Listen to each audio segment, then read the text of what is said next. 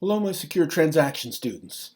This video module will cover the very interesting, some say the most interesting aspect of secure transactions, and really, I agree with them.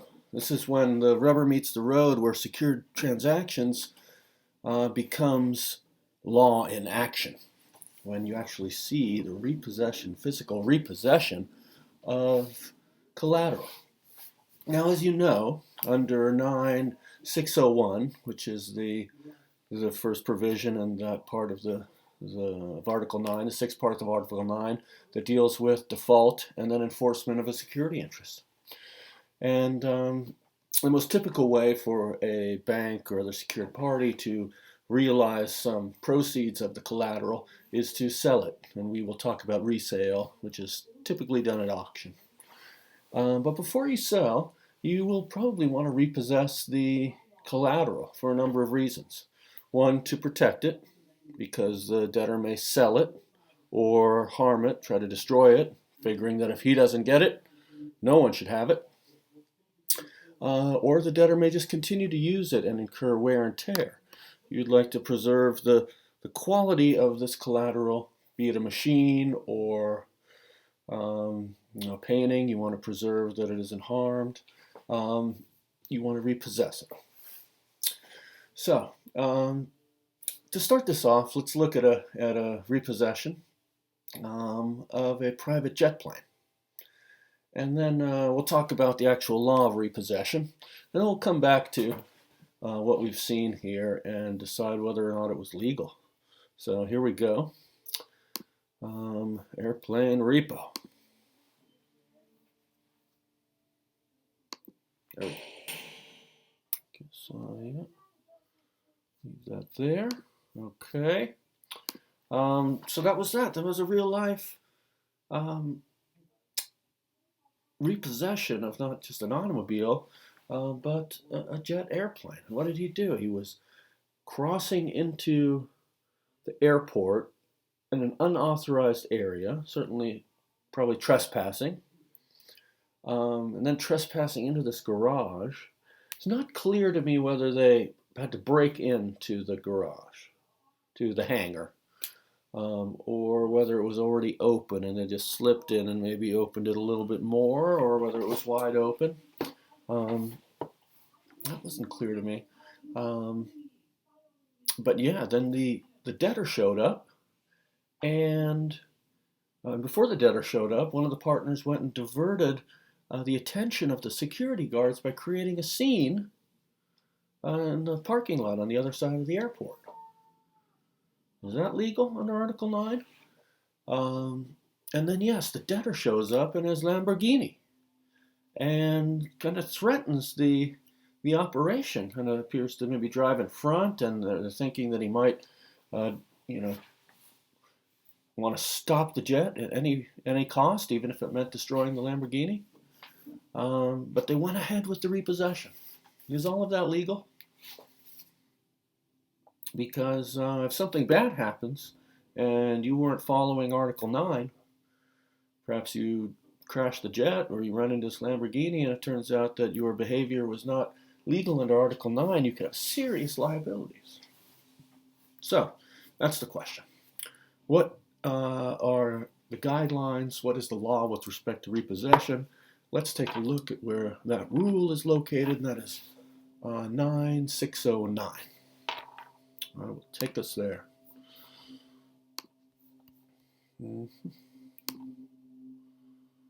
Yes. It's quite simple, very terse provision section of Article 9. Secured party's right to take possession after default. Here we go. After default, a secured party may take possession of the collateral. Period. Okay, so you have this right to take possession, to repossess the collateral. And you can do it under B here, that a secured party may proceed under subsection A, either pursuant to judicial process, that is, you can go to court And you can ask a court to issue an order that the debtor is to make available the collateral so that you can repossess it. That's one way you can go. But no one likes to go to court if you can avoid it, and this is one of the beauties of Article 9 is that you can avoid, creditors can avoid all the expense of going to court by just saying, you have the right to go ahead and repossess it yourself. You don't have to involve the court, and it's one of the extraordinary features of Article 9. It may be, I think maybe in Mexico, New Zealand, there are some jurisdictions around the world that allow it, but this kind of self-help is really anathema to modern judicial systems. You want courts involved to ensure fairness, but here, no, you can repossess it yourself.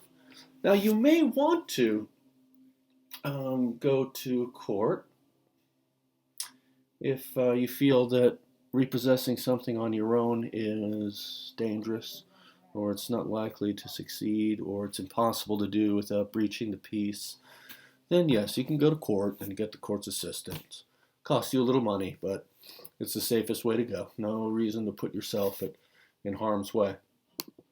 But let's look back at the law. So you can take possession, either pursuant to judicial process or without judicial process, right? The self-help, to do it yourself. And here's the core of provision 9609 with respect to repossession, is you could do it yourself, but only if you proceed without breach of the peace. Breach of the peace. Did I say breach of the peace? B-O-P. Breach of the peace. If you're going to remember one thing about repossession, that's the thing to learn. And that's exactly what you put down. If you see a bar exam question about someone repossessing an automobile or anything else, first you lay down, yes, there's a right to repossess collateral without judicial involvement. But you can only do so long as you do not breach the peace. If you breach the peace, you violated Article 9. So the rest of the trick about repossession is to kind of tease out the definition and the nuances of breach of peace, and there's no more guidance given to us in the statute or and so we look to case law, and it gives us further guidance. So that's the direction that we're going in for the remainder of this module. But let's take another quick look back at 609, because there's a little more in there, a little more than just possession.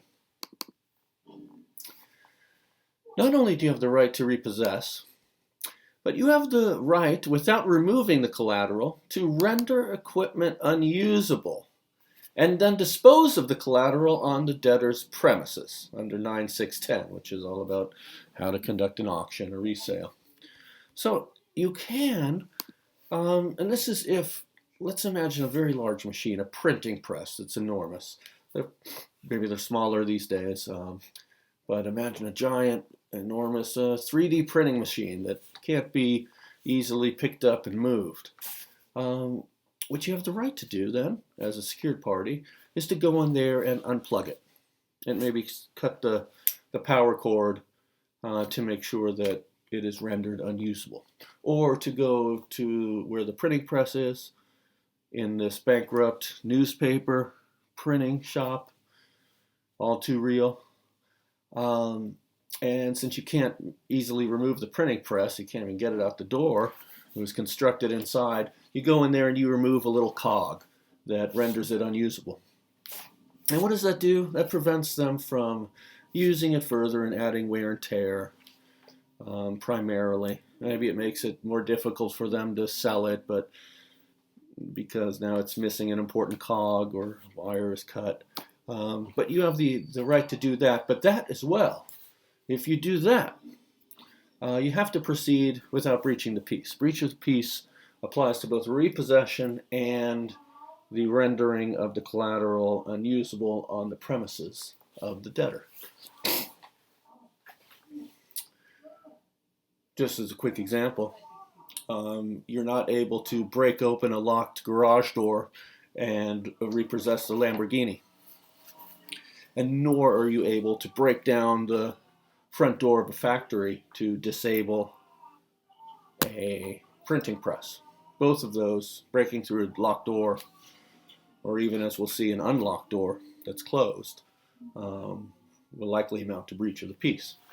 So whatever, whether repossess or go in there and try to render it unusable, you've got to respect breach of the peace. Now there's one more thing I'd like to direct your attention to in 9609, and this is the assembly of collateral. And it says, if so agreed, and in any event after default, a secured party may require the debtor to assemble the collateral and make it available to the secured party at a place to be designated by the secured party, which is reasonably convenient to both parties. So the secured party gets to tell the debtor where to bring the collateral after default, and it has to be reasonably convenient to both parties. You can't have the debtor say, hey, you have to bring it from, Ohio to Hawaii, where I've set up shop. No, it has to be reasonable. But what exactly does this language mean? If so agreed, and in any event after default. And it means this. And you've probably figured it out. You can read this language as well as I do. If so agreed. So if there is in your security agreement, this is a good provision to have in your security agreement, that upon default, the debtor shall collect all the collateral and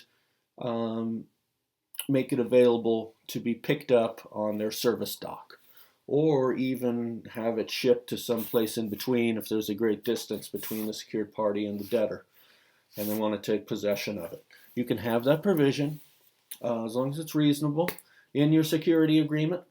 And if the debtor balks, you just take them to court, and this says that if parties have agreed, we're going to enforce it. So those arrangements are enforceable, so it's good to have in your security agreement. But then it goes on to say that if the parties agreed, or in any event after default, that's how the statute begins, that means that after default, even if you don't have that agreement, so there really isn't a critical, it's good to have it, I think, but even if you don't have that agreement, or that provision in your security agreement to assemble the evidence, the collateral, my apologies, to assemble the collateral, after default, as a secured party, you can say,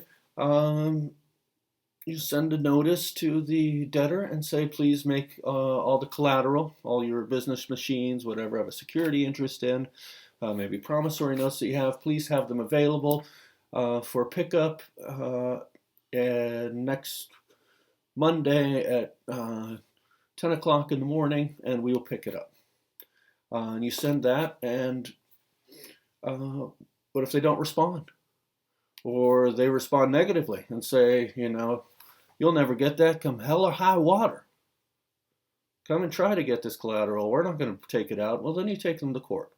And you say, Your Honor, I have the right, after default, to ask the other party, the debtor, to allow me to pick up the collateral on reasonable terms in a reasonable place. And really, that's just the same as, I think it's expressed in a different way in 9609 in the right to repossess. Just under that provision, you have the right to go to a court and say, hey, I'd like to repossess the collateral. Please issue an order to the debtor to make available the collateral next Monday morning at 10 a.m. Outside their offices, and I'll send a truck to pick it all up. So whether you find that right in the right of repossession, or in that final provision regarding the assembly of collateral, you can force the debtor to hand over the collateral. But now, if you don't go to court to seek a court order, then the other option is to proceed on your own. And let's focus now on repossession. And what does it mean to breach the peace? We don't want to breach the peace, that's for sure. And this has been developed mostly by case law, because people have gone to court again and again in all these situations. Think of the millions of cars that are repossessed every year. And so many of these have gone to court where the debtor felt like they were not treated fairly. They were manhandled, perhaps, subjected to threats, violence, and felt that it was a breach of the peace and not a proper repossession. And so we have a lot of judge-made law, or just a lot of judicial opinions, in which to try to interpret this phrase, breach of the peace.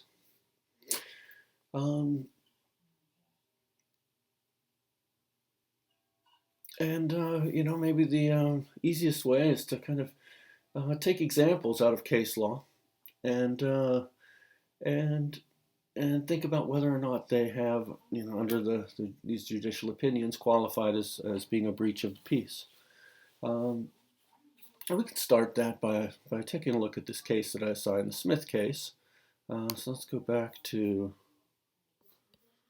our textbook.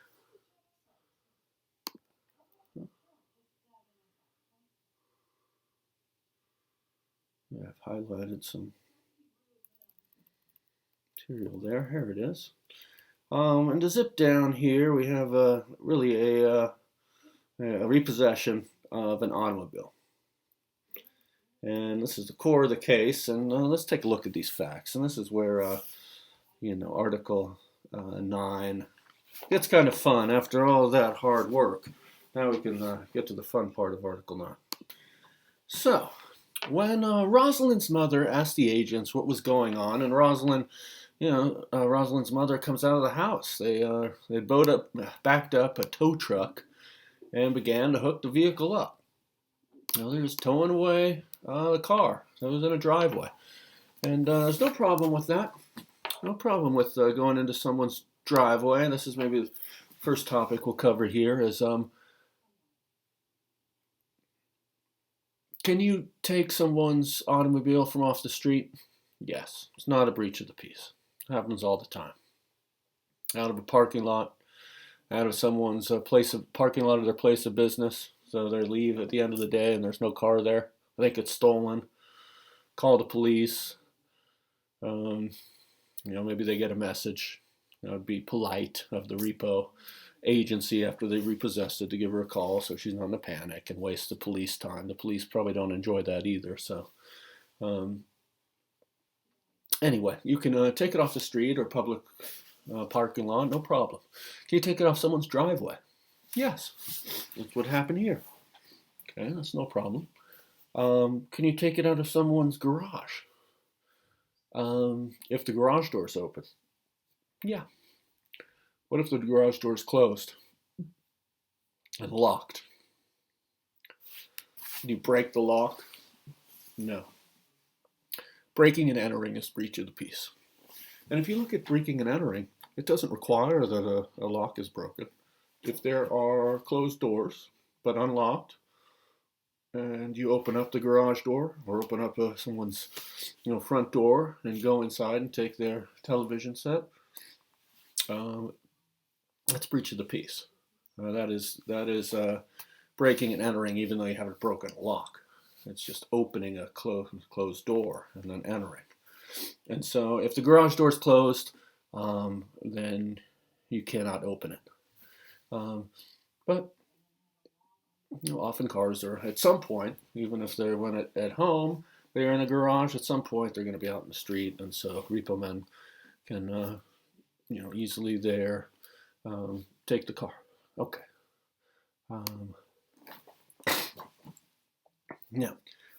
So then Rosalind's mother, and I think Rosalind is the debtor. Rosalind's mother ran out and asked the agents what was going on, and they told her that they were taking the vehicle for non-payment of the loan. Then Rashai Jackson opened the door to the vehicle and got into it. The agents continued to hook the vehicle up to the tow truck and then raised the rear of the vehicle with Rashai still in the vehicle and with the door of the vehicle open. Now this is sounding a little dangerous. The agents started to tow the vehicle out of the driveway with Rashai still in the vehicle. Rosalind then yelled for the agents to stop towing the vehicle and to put it down because her daughter was in the vehicle. Rashai is her daughter. It's a kid. Rosalind then jumped into the vehicle with her daughter. The agents continued to tow the vehicle out of the driveway and into the street. Police officers were called to the scene and told the agents to stop towing the vehicle, and the agents complied. Rosalind and Rashai exited the vehicle. Police officers told the agents to return the vehicle to its original place. They had to take it back. How embarrassing. Everyone was like jeering at them and yelling at them. Ha! And then throughout this incident, Rosalind's mother, children, and individuals in the neighborhood yelled at the agents to stop towing the vehicle away. So, what do we think? Is that a breach of the peace? I mean, it's obviously just taking it out of someone's driveway, that's not a problem. But when people are yelling at you to stop, and then two people jump in, one's a kid, and the doors are open, and you're towing it down the street, and then the police come, you're getting toward a place where you might be reaching breach of the peace, and that's exactly how the court held. Let's look at the conclusion here. I conclude that plaintiffs had put forward... That's annoying. I conclude that plaintiffs have put forward sufficient allegations concerning a breach of the peace to survive a motion to dismiss. Okay, so this isn't a final verdict, but the judge is saying there's certainly reason to believe that we might have a breach of peace here. It says the plaintiffs certainly played a role. And this is one of the issues, is the fact that the debtor may play a role in escalating the situation. Does that mean that the secured party can never breach the peace? No. The judge makes clear here that the secured party, these repo men, they really bear the burden to stop when things get out of hand, even if the debtor is fanning the flames. Anyway, it says despite the fact that plaintiffs jumped in the vehicle, the employees, the repo men, raised the rear of the vehicle and actually towed it away. The judge did not like this. All this was done while everyone was yelling at the agents. Their argument totally fails to address the fact that its own employees continued to tow the vehicle down the street with the two women in the back. In addition, they did so with a group of people yelling them, and the police had to be called to restore order. So it sounds like in this situation, it's always fact specific. In this situation, the court said this is too much. We don't want this kind of behavior in our society, and I think the court's right. The language of the statute states that the secured party can repossess secured property so long as they proceed without breach of the peace. Nothing in this language suggests that the fault for any breach must lie solely with the party doing repossessing. So, there you go. It's one example. How illustrative, how instructive is this example? How helpful is it? It has its points. It does tell us that it doesn't matter if the debtor is part of the problem. Let me give you a few more situations. Can you walk up to someone in the supermarket parking lot as they're getting into their car and throw them on the ground, take their keys out of their hand, and repossess their car, saying thank you very much? No, of course not. Violence is a breach of the peace. Threat of violence is a breach of the peace. You can't walk up to someone in the supermarket parking lot and say, hand over your keys or I'm going to break your face. Okay. Breaking an entry, as we discussed, is breach of the peace. Is it okay to repossess collateral without the consent of the debtor? Of course it is. That's not breach of the peace. You don't need their consent. You can sneak up in the middle of the night, find their car in their driveway, jimmy it, hotwire it, get it going, back out. So you certainly don't need the debtor's consent.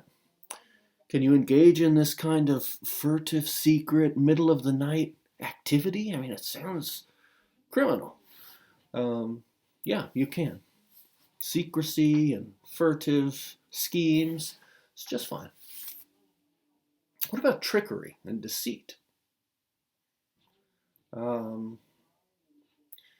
Generally, it's permitted. Yeah, If you pretend you're a valet, take someone's keys and jump in their car, say, have a good evening, have a good dinner, sir, and then you drive back to the dealership with the car, that's permitted. So, what about, not threatening, but just sort of brandishing a weapon, a gun? That is a breach of the peace. What about asking the police to accompany you to the repossession and kind of give the veneer of authority to your actions? That's considered breach of the peace. And so now this is a little a nuance in the interpretation of the breach of the peace. It doesn't always have to be something that is violent or might lead to violence.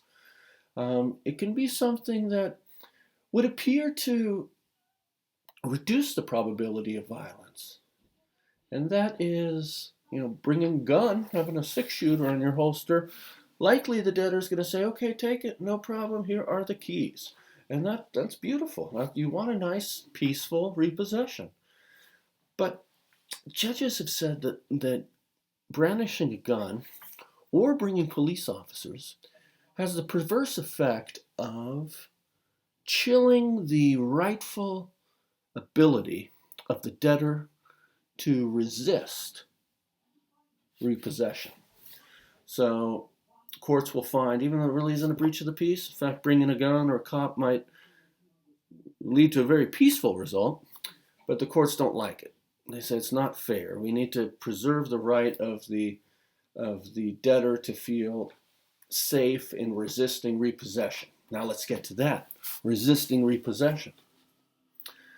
One of the touchstones of breaching the peace is that it's behavior and circumstances that are likely to escalate into violence. That's true if you threaten someone.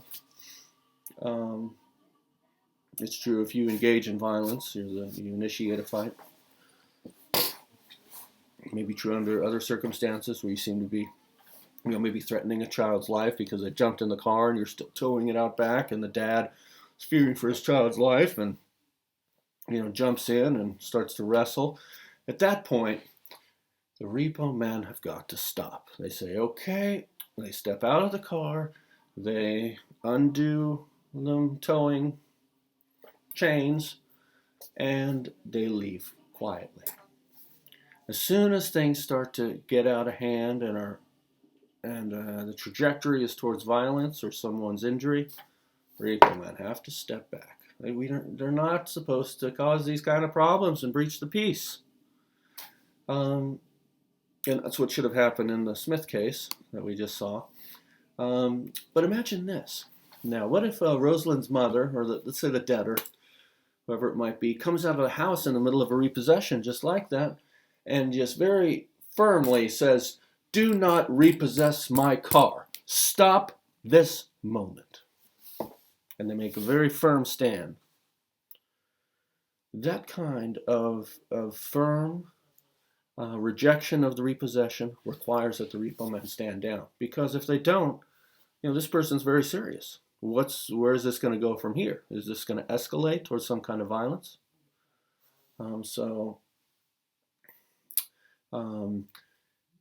That's how you defeat a repossession, by standing firm. You can't just say, oh, I paid my bill. What are you doing? Oh my God, this is terrible. Don't take my car. You really have to stand firm to the point, really, where you are, not quite, but almost threatening that you're giving an ultimatum, like, stop this now or else. Of course, you don't want to make a threat, but just a firm objection like that can stop a repossession, although that is theoretical. Most repo men don't want to give up that easily. They don't want to give up their commission, their payday. They push the limit. And if you look at any of these repo reality shows, you see that. They are violating the law constantly. But how many poor debtors, who are, they're in this position because they're poor, they're broke. Are they going to go out and hire an attorney and and challenge this repossession? Probably not. And so it's rare that there are a number of cases, but usually the debtors won't challenge it. Okay, well let's turn. I think at this point I've covered a lot of different situations. Well, let's look at the problems and see if we can tease out a few more nuances here.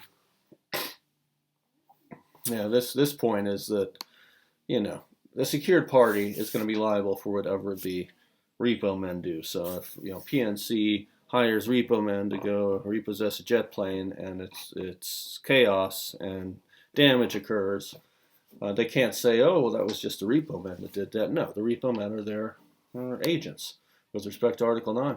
And it's the bank that will be responsible. So the bank has to make sure they hire reputable repo men. If such a thing exists, I shouldn't say that. I'm sure they're wonderful people.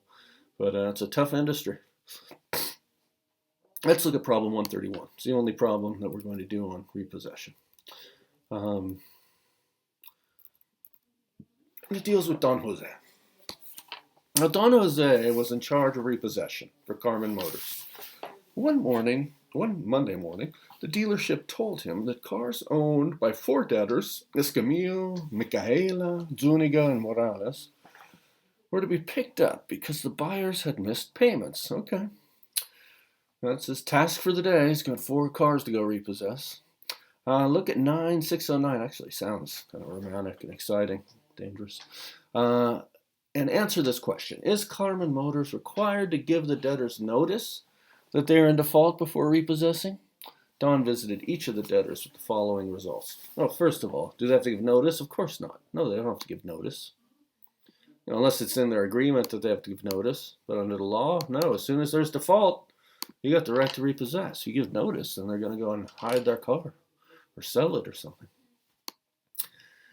Onward, Don Jose found Escamillo's car parked in his driveway at 2 a.m. He broke the car window, hot-wired the car, and drove it away.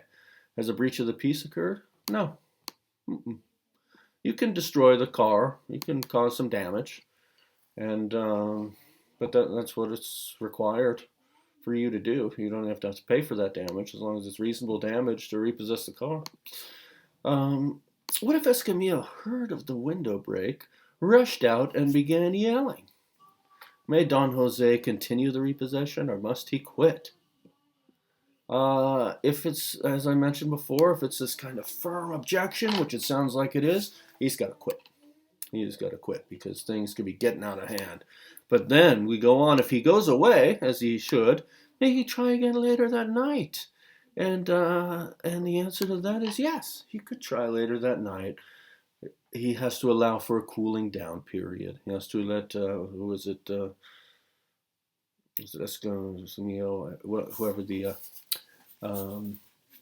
was it Morales, whoever the debtor was.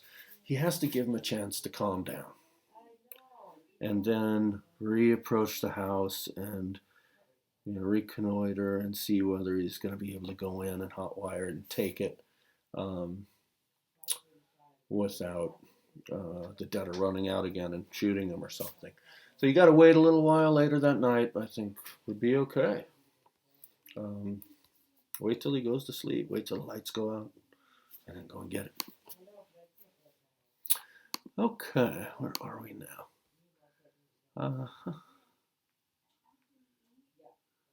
And here, don't take it. That's not enough. You got to be a little more firm. Don't you dare take that, or else. But then you don't want to threaten either. Threatening will, however, I guess it will if you threaten. There's no. Again, it's not if the debtor does something that isn't proper. If you threaten, don't do that, or I'm going to shoot you. That doesn't relieve the secured party of their duty. That's what the Smith case was about. So, you could tell your clients, if you cancel, clients on this sort of thing, that, yeah, I guess it's legal for them to go out and threaten, but then you don't want them to be charged with assault either, and put the other person in physical harm. So there are multi-levels of law here. But the question is, we're focused on the actions of the secured party. should the repo man, when someone runs out and says, "You stop taking that car or I'm going to shoot you," what should the repo man do? He should stop and go away, because to continue would likely escalate to violence. It's been threatened, and so the repo man has to stand back. So yeah, you have to be pretty forceful, and maybe a vague threat is permissible, but you don't want to cross the line to assault. Oh boy, I can't believe we're talking about this, but of course you want to counsel people. Don't engage in assault. Just be firm. Okay. Don Jose showed up at Michaela's house accompanied by his brother, an off-duty sheriff. Don Jose told Michaela that he was repossessing the car. She said nothing as a breach of the peace occurred. Possibly again, because you're bringing a police officer. He's off duty, so that makes it a little weaker. Sometimes you have cases where the police officer doesn't, never says anything, is not at the doors, maybe just sitting back off the property across the street. So it's a very subtle police presence. If it's subtle enough, the court may say, hey, that doesn't rise to any level of concern. But if you bring a cop to the door, even if they're not saying anything, that really chills the reaction of the debtor to the point where they don't feel like they're able to firmly oppose repossession. And it's right that the debtors have this ability, because sometimes repossession is not proper. You didn't default. So you should have the ability, and the law provides for this, you've got the ability to march outside and tell them to stop taking your car because you are current, and if they don't stop, they're going to get in real trouble. Then you're going to call the police. They should back off at that point. So, and that's right. You should be able to push the repo man off, but that depends on their training and their allegiance to the law. Maybe you just want to call the police instead of going outside and engaging. You want to put your physical well-being at worth. Isn't this interesting stuff? Okay. Here, like there are cases, the presence of a police officer did not breach peace. So the officer was not there to help with the repossession. Okay, he was there just for some other reason. Maybe he was just along for the ride and they were on their way, giving him a ride home or something. And he was not connected to the repossession. Okay, well then that won't be a breach of peace, but don't have cops with you if you're a repo man. C. When no one was at home, Don Jose broke into Zuniga's garage through the use of the services of a locksmith. The garage lock and door were undamaged. A clause in the contract provided the secured party had the right to enter the debtor's premises to remove the property. Does the repossession comply with 9609? See 9602, And the answer here is that you cannot break and enter. You cannot break a lock. You cannot even, in most cases, open a door that is closed but unlocked. What about the idea here that a clause in the contract provided that the secured party had a right to enter the debtor's premises to remove the property? Well, that doesn't say you can breach the peace. It's not open-ended. I mean, that's not going to be upheld in court. You can do anything to access and remove the property. That's not, that wouldn't be upheld.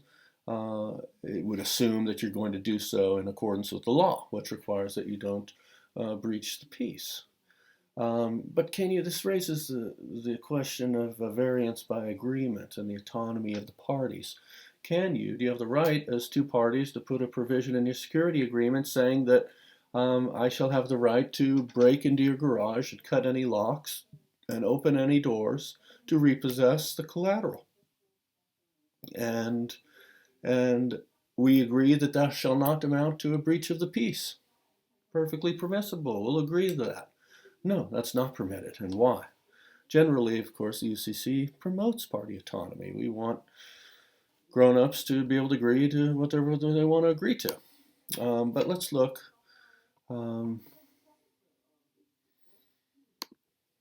at the law, 602, I believe. Yep, there it is.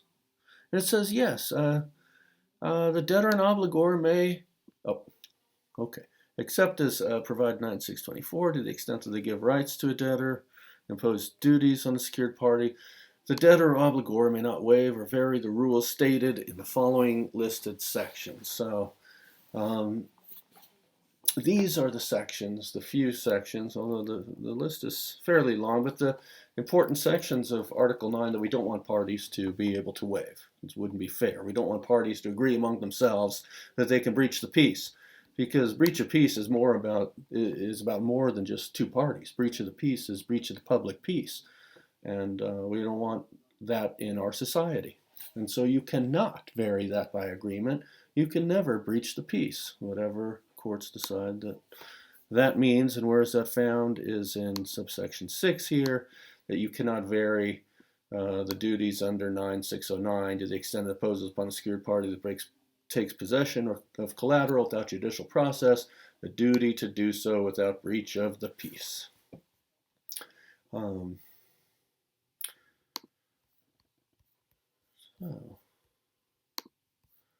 let's go back to the textbook. I think we're just about done here. That was Zuniga. Now we have Don Jose phone Morales and said that the car was being recalled because of an unsafe engine mount. Morales brought the car in that morning, and when it came time to pick up the car, Don Jose simply smiled, said, "April Fools, it's been repossessed," and refused to return it. Is this a valid repossession? It is. There are some cases that think that that kind of trickery goes too far, but as long as it's peaceful, it's likely not to